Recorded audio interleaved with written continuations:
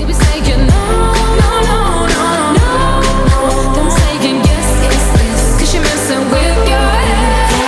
Oh, she's sweet but a psycho, a little bit sour. Assalamualaikum warahmatullahi wabarakatuh. Selamat pagi anak-anak semuanya. Pada hari ini Ibu akan menjelaskan materi kita mengenai konsep pada kebijakan publik. Nah, sebelum kita mengetahui apa itu tentang kebijakan publik, ada yang mengetahui tidak tentang kebijakan publik itu sendiri? Baik, sepertinya belum pada mengetahui ya apa itu tentang kebijakan publik. Nah, di sini Ibu akan menjelaskan pengertian dari kebijakan publik itu sendiri.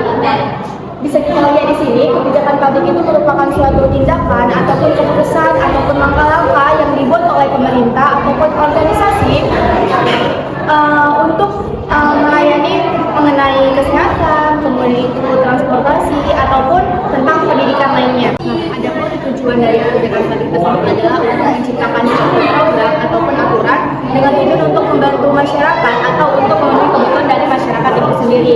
Contohnya itu seperti layanan kesehatan, kemudian administrasi dan pendidikan. Nah, adapun pengertian dari publik sendiri berasal dari kata publik yang berasal dari bahasa Inggris, yaitu dengan pengertian masyarakat ataupun negara.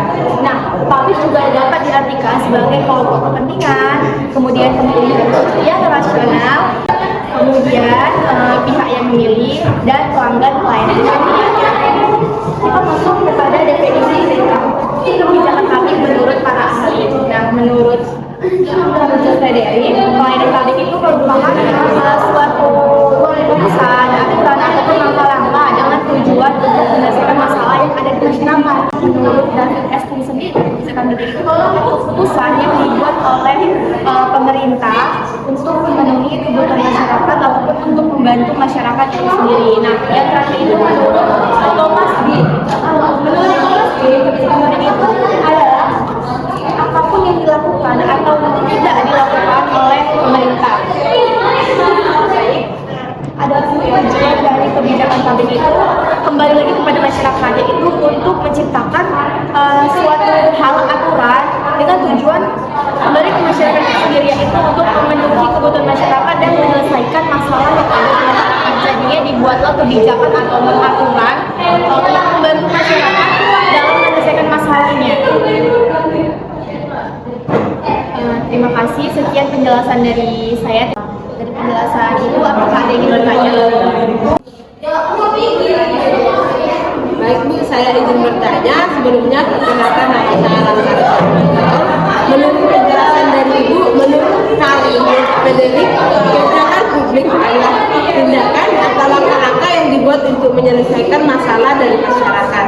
Nah, apa contoh dari kebijakan publik menurut Henry Frederick tersebut? Terima kasih. Baik, terima kasih atas pertanyaannya. Di sini Ibu akan menjawab contoh dari